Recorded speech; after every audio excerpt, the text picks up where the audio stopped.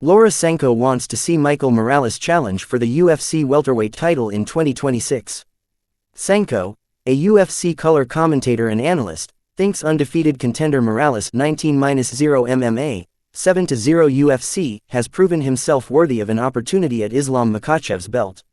Why? Because she has seen the Ecuadorian level up with each performance in a way that compels her to what he could see against the number 1 pound-for-pound fighter in the sport. What's crazy about him is that as the challenge gets deeper, I think he's only looking better, which generally is not the case, Sanko told MMA Junkie. Generally as the challenge gets steeper, your fights go longer and maybe you have some decisions. He has continued to look absolutely sensational, and to do what he did against Sean Brady. I certainly didn't expect it to look like that. I think he's going to have a very great, big year. The 170-pound division finds itself in an exciting and curious spot as a new year begins.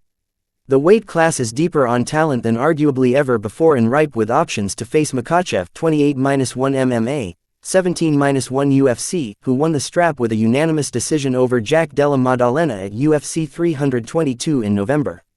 Makhachev has said he will accept whichever contender the UFC offers, but has suggested Kamaru Usman as his preferred next foe because of the stylistic matchup and legacy implications.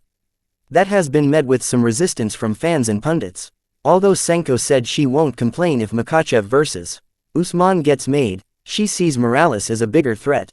It's the pairing she would urge matchmakers to do now for the championship, because in an unpredictable sport like MMA, there's also a risk of kicking the can down the line. I think that Michael Morales is the guy, personally, Sanko said. So much of creating stars in MMA is about seizing momentum and having really immaculate timing and matchmaking with that timing. I think that it would be a shame to either wait too long or create an opportunity where you can't seize on this momentum.